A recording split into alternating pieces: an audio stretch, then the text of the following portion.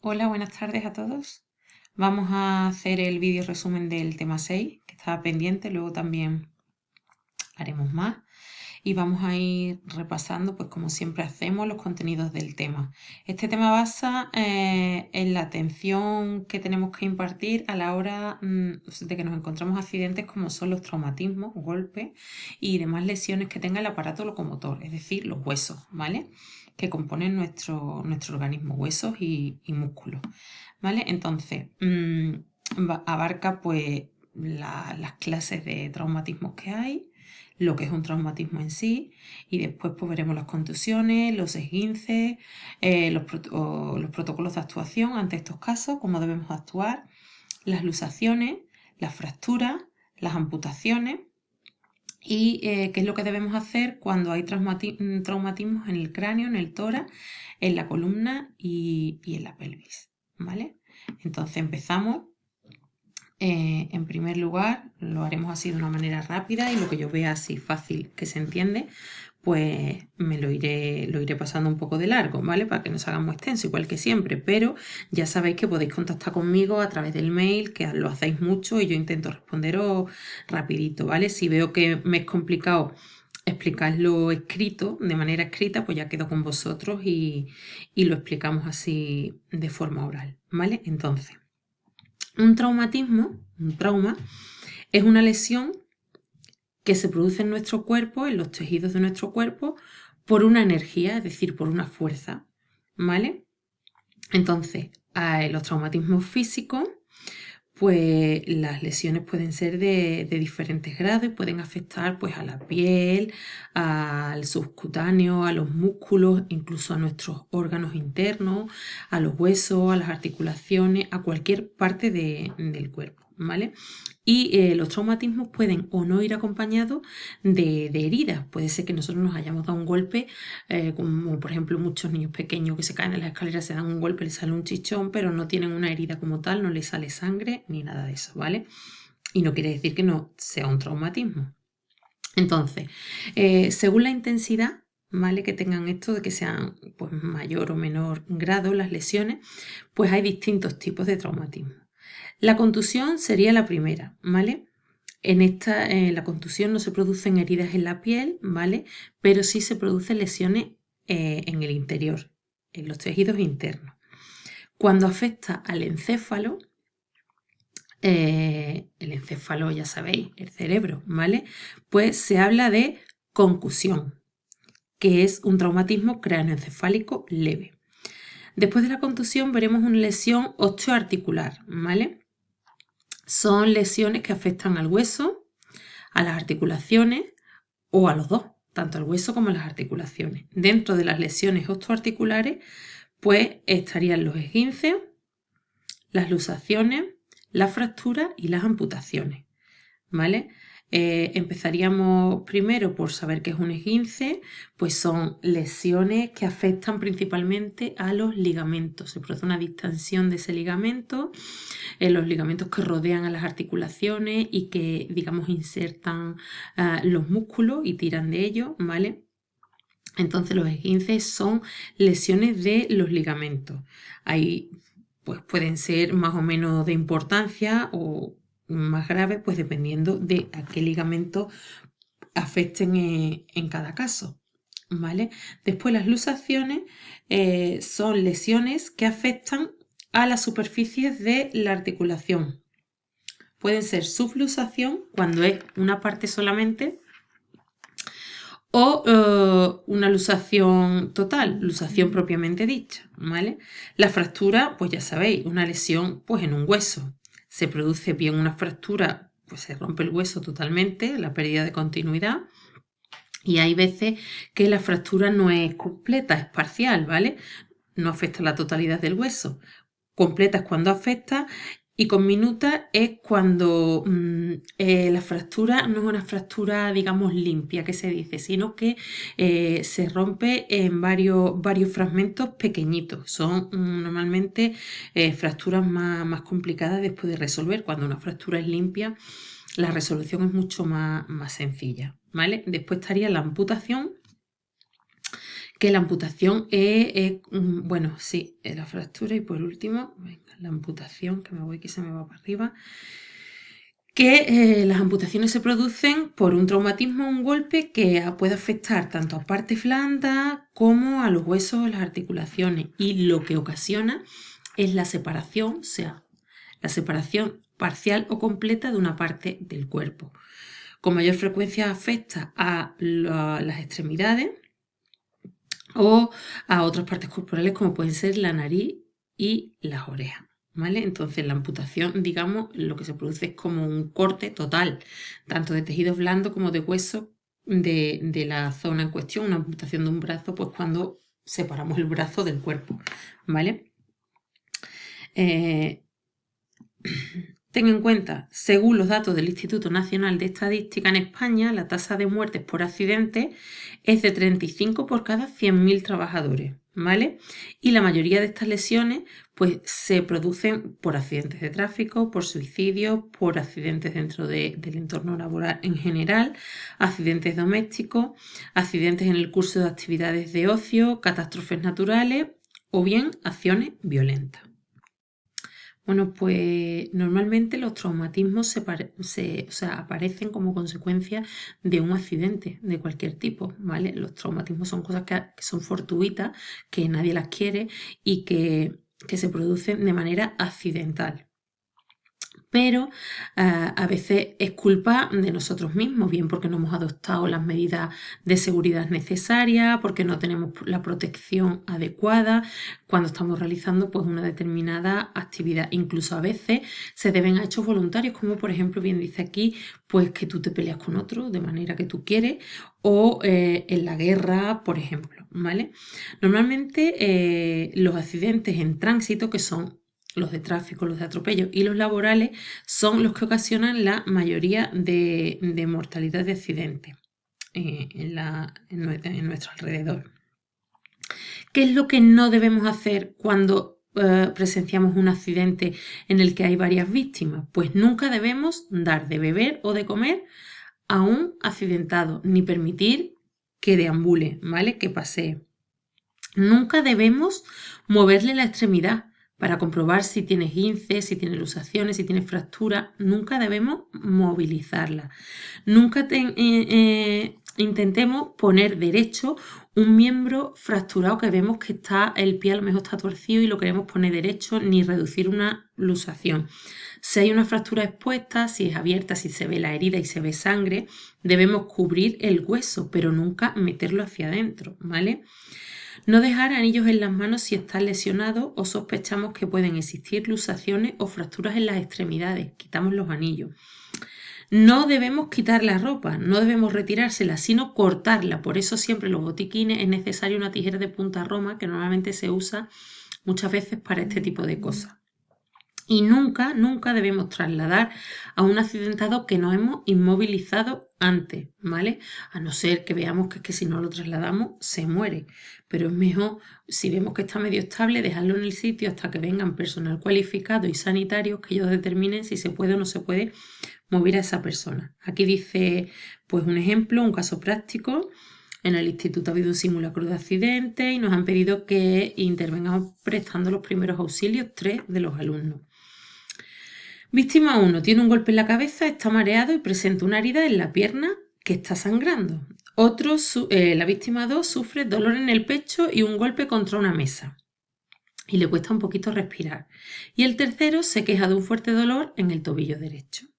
Pues entonces, nuestra actuación ¿cómo debería de ser? En la víctima 1 le hemos sentado en la silla para verle la pierna. Le hemos puesto una gasa y un vendaje compresivo para cortar la hemorragia. Se la hemos mantenido en alto, en un taburete, y para el mareo le hemos dado un zumo azucarado, pero como seguía mareado, pues lo acostamos en el suelo con las piernas en alto. Al 2 lo mantenemos en el suelo, en decúbito supino, acostado boca arriba y con las piernas en alto. Y al 3 le aplicamos una bolsa de hielo sobre el tobillo y se la sujetamos con una venda. ¿Qué es lo que está bien y qué es lo que está mal en cada caso y cómo se debería haber actuado? Bueno, pues en el 1 lo primero que deberíamos de haber atendido fue el golpe en la cabeza y el mareo acostándola en el suelo, porque si está mareada puede ser incluso que tienda a caerse por sí sola. Entonces, en prevención de que se dé un golpe mayor a lo que ya tiene, la acostamos en el suelo. Le aplicamos hielo para reducir la inflamación. En la pierna se pone gasa, un vendaje, y elevándole las piernas atendemos el sangrado y el mareo para prevenir un shock, porque está perdiendo sangre. A una persona con traumatismo craneal no se la debe sentar en una silla porque corre el riesgo de caerse, lo que hemos dicho antes. Y por supuesto no le tendríamos que haber dado nada de beber. Hemos dicho que nada de bebida, ni de comida, ni siquiera de medicamentos hasta que no sepamos realmente qué es lo que le pasa a esa víctima. La víctima 2, la actuación ante un golpe en el pecho con dificultad respiratoria debe ser la siguiente. Colocamos al accidentado semi-sentado, ¿vale? Para ayudarlo a respirar mejor al tiempo que se va reduciendo el dolor. Y la víctima 3, la actuación nuestra sí ha sido correcta, aunque antes de ponerle el hielo para reducir la inflamación, debemos aplicar una gasa para que el hielo no esté en contacto directo con la piel, porque pueden sufrir quemaduras. El hielo directamente puesto con la piel ocasiona muchas quemaduras, ¿vale? Entonces hasta aquí es todo lo relacionado y lo que hemos visto en relación a los traumatismos, ¿vale? Ahora vamos a ver las contusiones y los esguinces, que es otro tipo de traumatismo. Entonces, hay muchas veces que el golpe se da y afecta a las partes blandas, pero no llega a afectar ni a la piel ni en el hueso, son contusiones. Y en ocasiones, pues lo que se lesiona, como hemos dicho antes, son los ligamentos que están en las articulaciones. Y entonces esos serían los esguinces. Las contusiones, vamos a ver los distintos tipos que hay, que pueden ser leves y graves. Las leves son las que se producen en el tejido celular subcutáneo, debajo de la piel, y se rompen algunos pequeños vasos sanguíneos. Sí que puede haber un pequeño hematoma, una hemorragia debajo de la piel, pero muy localizada y de poca importancia, ¿vale? Las contusiones leves que conocemos se llaman hematoma, lo que hemos dicho, o equimosis. Y puede ir acompañada de una inflamación, un poquito de abultamiento, ¿vale? Y de dolor, pero de baja intensidad. Después tendríamos las contusiones graves, que ya el mecanismo que produce la contusión sí que es mayor, entonces se pueden producir lesiones internas pues más graves que ya afecten no solamente al tejido subcutáneo de debajo de la piel, sino pueden afectar a músculos, a nervios, a vasos sanguíneos más importantes, a tendones, y las hemorragias en este caso pueden ser mayores. Estas contusiones graves cursan con dolor intenso, inflamación igual que antes, pero normalmente mayor, e impotencia funcional. Nos vemos incapacitados para movernos, ¿vale? Esa zona del cuerpo. Ahí te da un protocolo de actuación, que eso sería mirarlo, ¿vale? Que no creo que tenga mayor problema, tanto de una contusión leve que está antes, como aquí una contusión grave, que es lo que tenemos, y no tenemos que hacer. Debemos tener en cuenta que en el tratamiento de una contusión, en general en cualquier tratamiento de un golpe que nos demos, no debemos aplicar calor, porque el calor aumenta la inflamación. Lo que debemos es de aplicar frío. El hielo no lo podemos aplicar directamente sobre la zona lesionada, porque puede provocar lesiones como quemaduras, ¿vale? Si se usa hielo, pues lo metemos en una bolsa, la rodeamos con un paño o la rodeamos siempre con cualquier tipo de tejido, nunca directamente. Cuando lo aplicamos el hielo hay que hacerlo en periodos cortos de tiempo, no más de 15 minutos, ¿vale? Por lo mismo de antes, por las lesiones que produce el frío. No debemos mover la zona que está lesionada, porque aumentaríamos la inflamación y tenemos riesgo de agravar la lesión. No podemos ver realmente qué es lo que le pasa, qué tipo de lesión es, entonces no la movemos ante la duda. Y lo que he dicho yo anteriormente, no aplicar medicamentos, ni pomadas, ni lociones. Lo primero, porque no sabemos realmente qué es lo que pasa todavía, y lo segundo, porque a veces enmascaran el dolor y debemos de tener las cosas claras para poder después valorarla. Los signos y los síntomas de un esguince pues son el dolor, que al tocarlo aumenta todavía más y al mover un poquito la articulación, inflamación con edema, calor local, ponemos la mano en la zona y la notamos caliente. Normalmente hay un hematoma porque se ha roto algún vaso sanguíneo, un hematoma en la zona localizado. Impotencia funcional, no podemos moverlo porque nos duele y no podemos andar, por ejemplo, si tenemos un esguince en el tobillo. En los de grado 2 y 3, ¿vale? Inestabilidad articular en los de grado también 2 y 3. En los de grado 1, pues la cosa es menor. Tipos de esguince.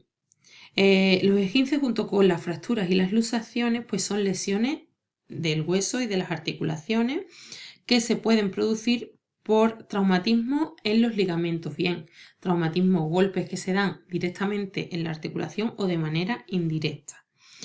Las articulaciones normalmente que más afectan los esguinces son las del tobillo, esguinces de tobillo hay un montón, las rodillas también, y de los dedos y la columna cervical. Tenemos en el cuello también muchas veces tenemos esguince. En el esguince cervical puede aparecer pues lo mismo, dolor cervical, que en los casos más graves como que se extiende a los hombros, a los brazos, a las manos y nos impide mover el cuello. Es como que el nervio nos irradia ese dolor. Hormigueos en las manos, dolores de cabeza y mareo o vértigo. Aquí nos da otro protocolo de actuación ante un esguince, que ya hemos dicho más o menos cómo debe de ser. Si tenéis alguna duda me decís. Y ahora aquí vemos los grados del esguince. Pueden ser esguince de primer grado, de segundo o de tercero. En el esguince de primer grado es el más leve. Lo que se produce es un alargamiento del ligamento, una elongación. Y esta elongación, este estiramiento y este alargamiento lo que hace es que se creen pequeñas lesiones que no llegan a afectar a la movilidad articular. Hemos dicho que la funcionalidad de la articulación en los de grado 1 pues seguía igual, ¿vale? Sí que se acompaña de un poquito de dolor y de inflamación, pero no tiene discapacidad funcional, ¿vale?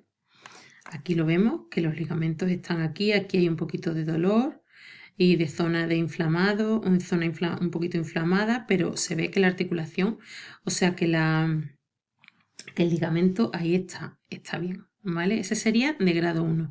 Después estarían las de grado 2, veis que aquí en el ligamento ya aparece un poquito roto, un poquito fisurado el ligamento. Entonces, en este caso hay una rotura parcial del ligamento y provoca inestabilidad en la articulación. Va acompañada de dolor, como siempre, mayor que el del grado 1. La inflamación también es mayor y hay una cierta impotencia funcional, ¿vale? Se compromete un poquito el movimiento de la articulación. Y los de grado 3, que son los más graves, ya vemos que aquí están los ligamentos, bien uno o varios, están completamente partidos, ¿vale? Se produce una rotura completa de uno o más ligamentos, desgarro de la cápsula articular que rodea a toda la articulación. Entonces, ¿esto qué provoca? Pues una disfuncionalidad bastante grande en la articulación. La articulación no hace la función que debe de hacer, no se puede mover. Se acompaña de mucho dolor y de mucha inflamación y lo que he dicho antes de la impotencia funcional, ¿vale? Entonces, esguince de grado 1, 2 y 3, cada uno con sus correspondientes sintomatologías y signos. Es importante que sepamos que los esguinces cervicales se producen muchas veces en los accidentes de tráfico. Cuando hacemos una frenada o cuando nos dan un golpe por detrás que no lo esperamos, tenemos como un latigazo en el cuello, ¿vale? Que es una maniobra de hiperflexión y hiperextensión del cuello. Y entonces, pues en estos casos debemos sospechar de que hay un esguince cervical, ¿vale? Tanto si lo hay como si no, nosotros debemos actuar como si lo hubiera, porque tenemos ahí la duda. Entonces, si no disponemos de un collarín, pues con varios periódicos podemos improvisar pues como un collarín, lo sujetamos con una venda y importante no movilizar a esa articulación cervical, ¿vale? Entonces, eso son todo en relación a los esguinces. Ahora vemos las luxaciones. Una luxación se produce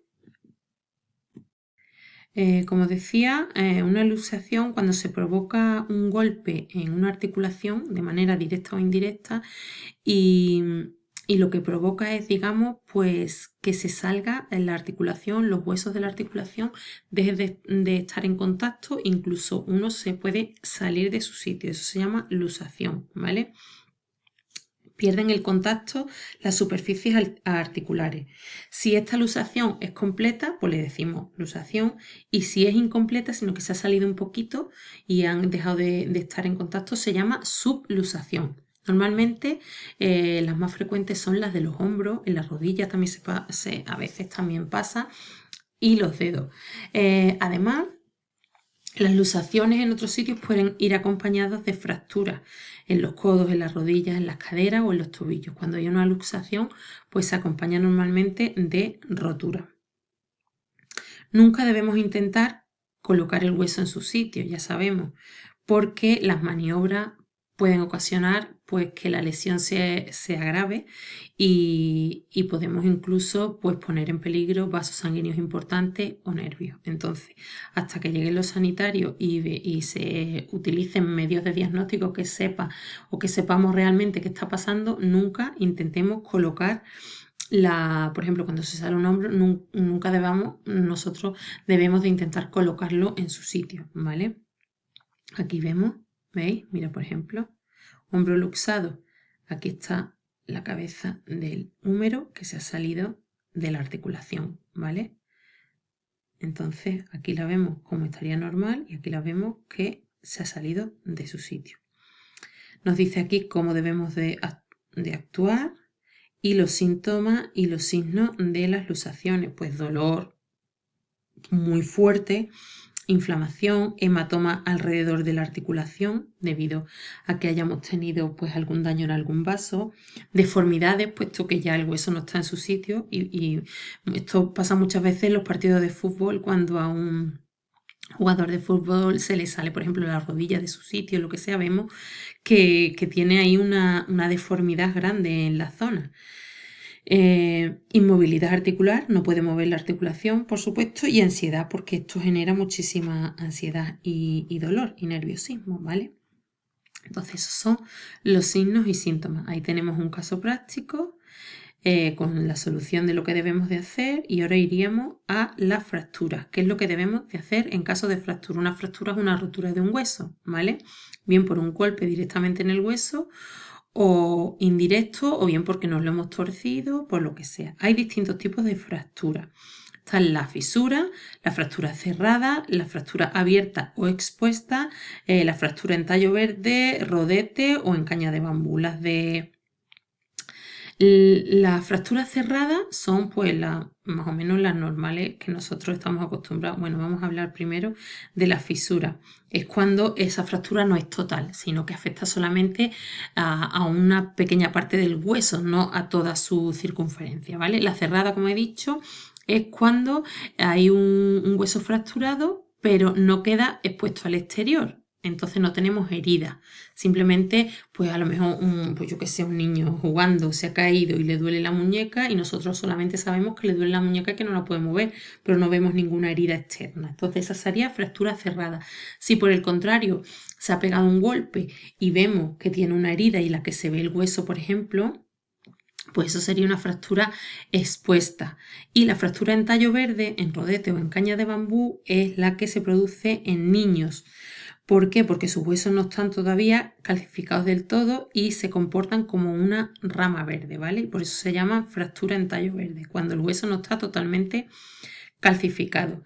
Esta sería, la A sería una fractura cerrada, veis que está roto el húmero, pero no tiene herida hacia el exterior. Esta sería abierta porque se ha roto el húmero, pero se ve la herida en la piel y vemos el hueso, y la fisura, que es una pequeña fractura, pero no se rompe en la totalidad la circunferencia ósea, ¿vale? Vemos ahí los signos y síntomas. La crepitación es importante. Crepitación es como un ruidito que hace, ¿vale? Hematoma, deformidad, herida y hemorragia si es abierta la fractura. Si la fractura afecta a nervios periféricos, pues se nos duermen un poquito, pues si es en las extremidades superiores, las manos, los pies, depende, ¿vale? Aquí dice el protocolo 5, las medidas generales a adoptar ante una fractura, cuáles son los pasos correctos a seguir para inmovilizar en caso de fractura.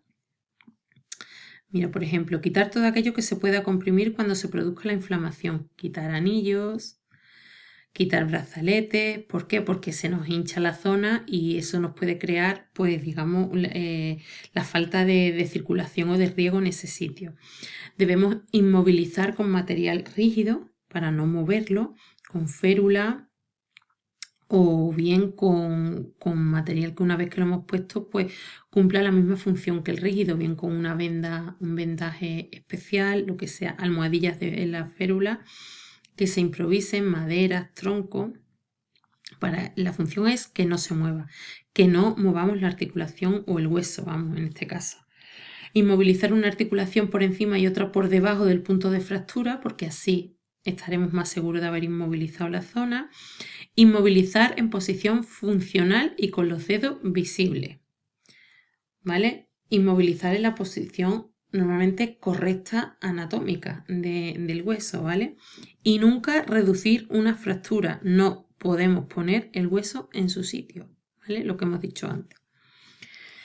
Proteger al accidentado mientras se espera su traslado, manteniendo el calor. Durante la evacuación vigilamos siempre las constantes vitales, etcétera, ¿vale? Aquí nos dice el protocolo 6, pues actuaciones específicas en caso de fracturas en el cráneo, en la columna, en las costillas, en la pelvis, en los miembros, todo esto es fácil. Y por último tendríamos las amputaciones.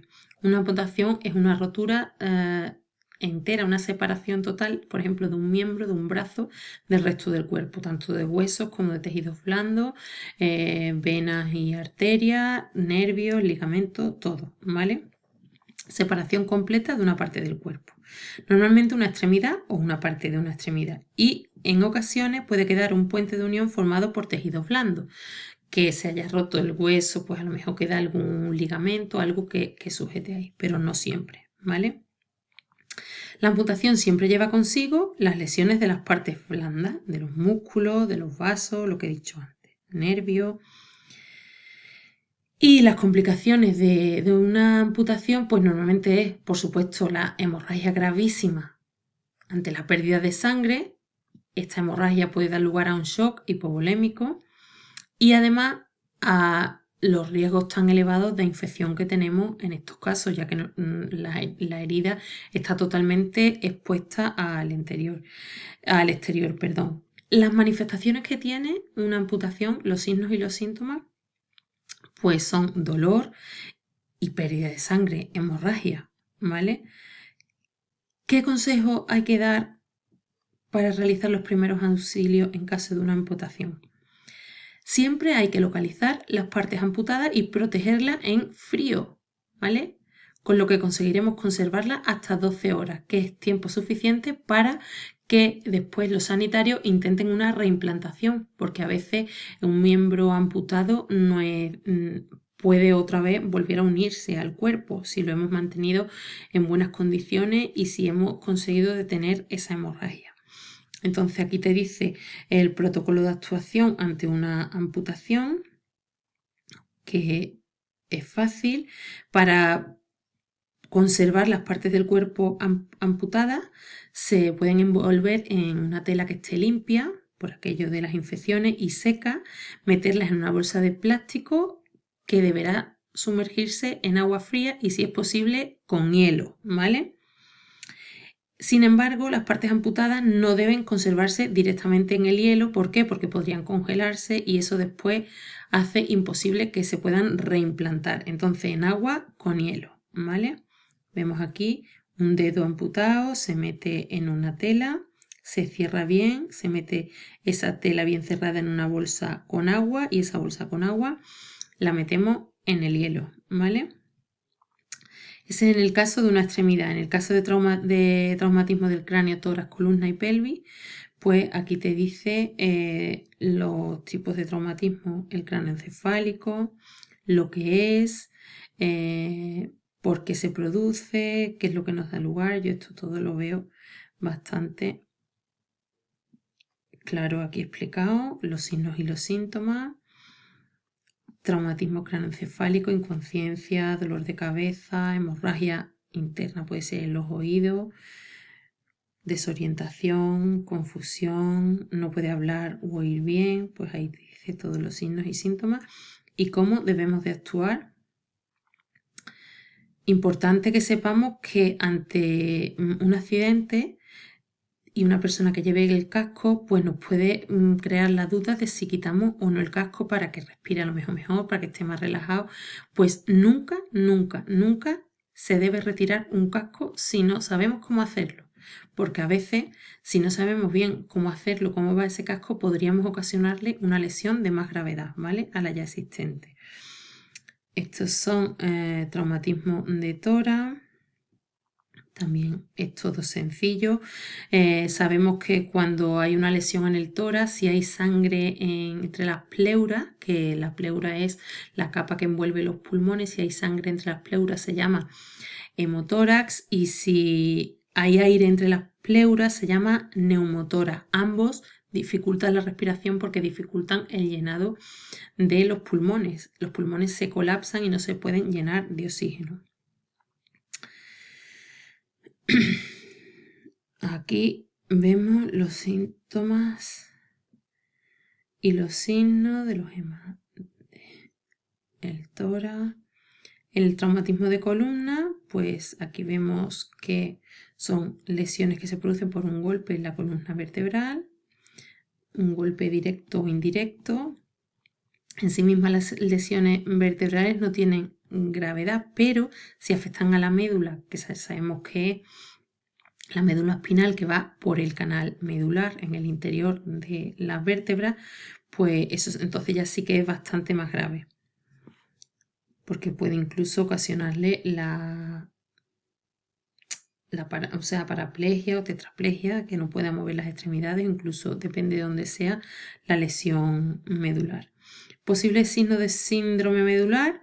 El síndrome medular puede ser completo, cursa con pérdida completa de la sensibilidad y del movimiento por debajo de la lesión, o bien incompleto con diferentes grados de insensibilidad y alteraciones. A veces sentimos, a veces no, dependiendo de la zona medular afectada.